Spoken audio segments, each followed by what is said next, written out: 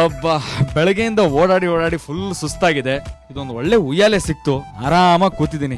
ಇಲ್ಲೇ ಕೂತಿರೋಣ ಅಂತ ಅನ್ನಿಸ್ತಾ ಇದೆ. ಬಟ್ ಏನ್ ಮಾಡೋದು, ರಾಜ್ ಮ್ಯೂಸಿಕ್ ಪ್ರೆಸೆಂಟ್ಸ್ ದಸರಾ ಬೊಂಬೆಗಳ ಸ್ಪರ್ಧೆ, ಈ ಒಂದು ಕಾರ್ಯಕ್ರಮ ನಾವು ಮಾಡ್ತಾ ಇದ್ದೀವಿ. No break, continues shooting. So friends, ಇವಾಗ ನಾವು ಬಗಲ್ಗುಂಟೆಯಲ್ಲಿ ಇರ್ತಕ್ಕಂಥ MEI ಲೇಔಟ್ ಅಲ್ಲಿರ್ತಕ್ಕಂಥ ಮುರಳಿ ಅವ್ರ ಮನೆಗೆ ನಾವು ಬಂದಿದ್ದೀವಿ. ಸೊ ಅವರು ಕೂಡ ಬಹಳ ಚೆನ್ನಾಗಿ ಚಂದವಾಗಿ ಅವರ ಬೊಂಬೆಗಳನ್ನ ಕೂರಿಸಿದ್ದಾರೆ. ನಮಗೋಸ್ಕರ ಒಳಗಡೆ ವೇಟ್ ಮಾಡ್ತಾ ಇದ್ದಾರೆ. ನಾನಿಲ್ಲಿ ಉಯ್ಯಾಲೆ ಆಡೋದು ಚೆನ್ನಾಗಿರುತ್ತಾ? ಇಲ್ಲ ತಾನೆ? ಸೊ ಹೋಗೋಣ ಒಳಗಡೆ. ಎಸ್,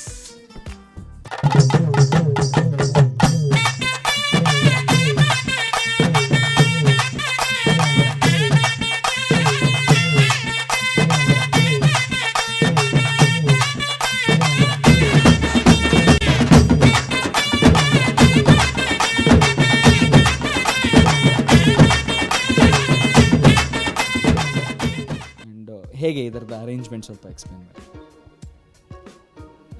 ನಮ್ಮ ಹಿಂದೂ ಧರ್ಮ ಎಲ್ಲರಿಗೂ ತಿಳಿಬೇಕು. ಉಗಾದಿ ಹಬ್ಬದಿಂದ ನಾವು ಶುರು ಮಾಡ್ತೀವಿ, ನಮ್ಮ ಸಂವತ್ಸರ ಶುರು ಮಾಡ್ತೀವಿ, ಹಬ್ಬಗಳು ಶುರುವಾಗತ್ತೆ. ಮೊದಲನೇದಾಗಿ ಉಗಾದಿ ಹಬ್ಬ.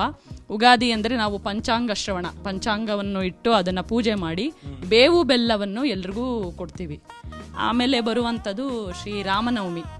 ಅಂದರೆ ರಾಮ ಹುಟ್ಟಿರೋದನ್ನು ನಾವು ರಾಮ ಹುಟ್ಟಿದನೇ ಅಂತ ಸಂತೋಷಕ್ಕೇನೆ ಏನು ಮಾಡ್ತೀವಿ, ಎಲ್ಲರೂ ತಿಂಡಿ, ಅಡುಗೆ, ಊಟ, ತಿಂಡಿ ಎಲ್ಲ ಬಿಟ್ಟು ಉಪವಾಸದಿಂದ ಅವನ್ನ ಬರಮಾಡ್ಕೊತೀವಿ.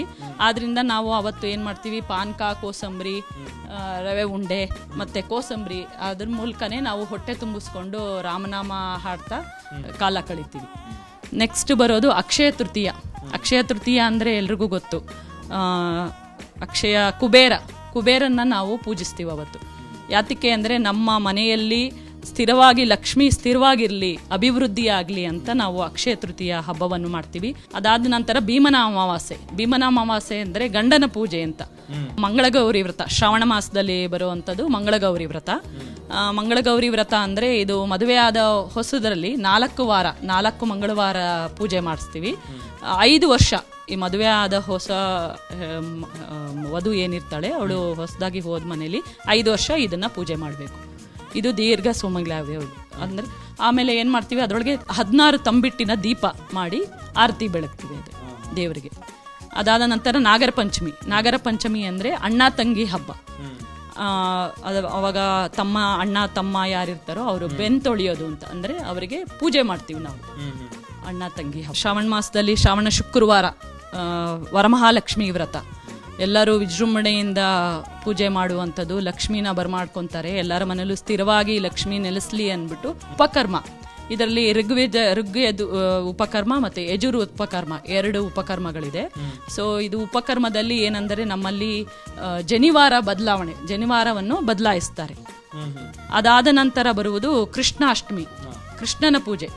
ಕೃಷ್ಣ ಹುಟ್ಟಿದ ಅಂತ ಸಂತೋಷಕ್ಕಾಗಿ ನಾವು ಕೃಷ್ಣಾಷ್ಟಮಿ ಮಾಡ್ತೀವಿ. ಆಮೇಲೆ ಭಾದ್ರಪದ ಮಾಸದಲ್ಲಿ ಬರೋದು ಸ್ವರ್ಣಗೌರಿ ವ್ರತ, ಗೌರಿ ಪೂಜೆ ಮಾಡ್ತೀವಿ.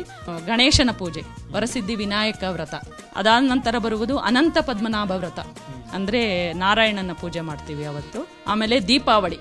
ಸೊ ಮೊದಲನೇ ದಿವಸ ನರಕ ಚತುರ್ದಶಿ, ಅಂದರೆ ಎಲ್ಲ ಹೆಣ್ಣು ಮಕ್ಕಳು ಎಲ್ಲರೂ ಅಭ್ಯಂಜನ ಸ್ನಾನ ಮಾಡಿ ದೇವರ ಪೂಜೆ ಮಾಡಿ ಸಿಹಿ ತಿಂಡಿಗಳನ್ನ ಮಾಡ್ತೀವಿ ನರಕ ಚತುರ್ದಶಿ. ಅದಾದ ನಂತರ ಎರಡನೇ ದಿವಸ ಬರುವುದು ಅಮಾವಾಸ್ಯೆ, ಧನಲಕ್ಷ್ಮಿ ಪೂಜೆ. ಅವತ್ತು ಲಕ್ಷ್ಮೀ ಪೂಜೆಯನ್ನು ಮಾಡುತ್ತೇವೆ. 3ನೇ ದಿವಸ ಬಲಿಪಾಡ್ಯಮಿ, ಅಂದರೆ ಬಲಿಚಕ್ರವರ್ತಿ ಪೂಜೆಯನ್ನು ಮಾಡುತ್ತೇವೆ. ಅದಾದ ನಂತರ ಬರುವುದು ಉತ್ತಾನ್ ದ್ವಾದಶಿ, ಅಂದರೆ ತುಳಸಿ ಪೂಜೆ. ತುಳಸಿ ಮದುವೆ, ಅಂದರೆ ಕೃಷ್ಣಂಗೂ ತುಳಸಿಗೂ ಮದುವೆ ಮಾಡೋದು ಅವತ್ತು. ಅದರ ನಂತರ ಬರೋದು ಮಕರ ಸಂಕ್ರಾಂತಿ ಅಂದರೆ ಎಳ್ಳು ಬೆಲ್ಲ. ಆಮೇಲೆ ಬರುವುದು ಮಹಾಶಿವರಾತ್ರಿ, ಶಿವನನ್ನು ಪೂಜಿಸುತ್ತೇವೆ. ಅಂದರೆ ಬೆಳಗಿನಿಂದ ಉಪವಾಸವಿದ್ದು ಸಂಜೆ ಅವನನ್ನು ಧ್ಯಾನಿಸಿ ಅವನ ಪೂಜೆಯನ್ನು ಮಾಡಿ ರಾತ್ರಿಯೆಲ್ಲ ಜಾಗರಣೆ ಇದ್ದು ಅವನನ್ನು 4ನೇ ದಿವಸ ಅವತ್ತು ಹಬ್ಬದ ಅಡಿಗೆ ಮಾಡಿ ಪೂಜೆ ಮಾಡ್ತೀವಿ, ಮಹಾಶಿವರಾತ್ರಿ.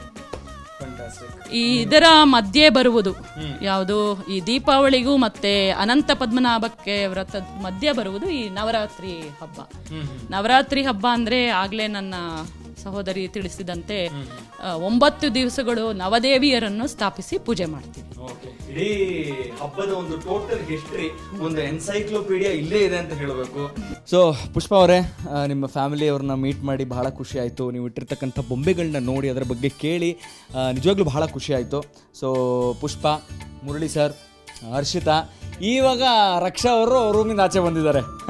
ಎನಿವೇಸ್, ನಮ್ಮ ರಾಜ್ ಮ್ಯೂಸಿಕ್ ಕಡೆಯಿಂದ ನಿಮ್ಗೊಂದು ಸ್ಮಾಲ್ ಗಿಫ್ಟ್ ಪ್ಲೀಸ್ ಅಕ್ಸೆಪ್ಟ್ ಮಾಡಬೇಕು ಅಂತ ಕೇಳ್ಕೊತೀನಿ. ನಾವು ನಿಮ್ಮ ಮನೆಗೆ ಬಂದಿದ್ದು, ಈ ಒಂದು ಕಾರ್ಯಕ್ರಮವನ್ನು ಮಾಡ್ತಿರೋದು, ಅದ್ರ ಬಗ್ಗೆ ನಿಮ್ಮ ಒಂದು ಅಭಿಪ್ರಾಯ? ನಮಗಿದೊಂದು ಸುವರ್ಣಾವಕಾಶ ಅಂತಲೇ ಹೇಳಬೇಕು.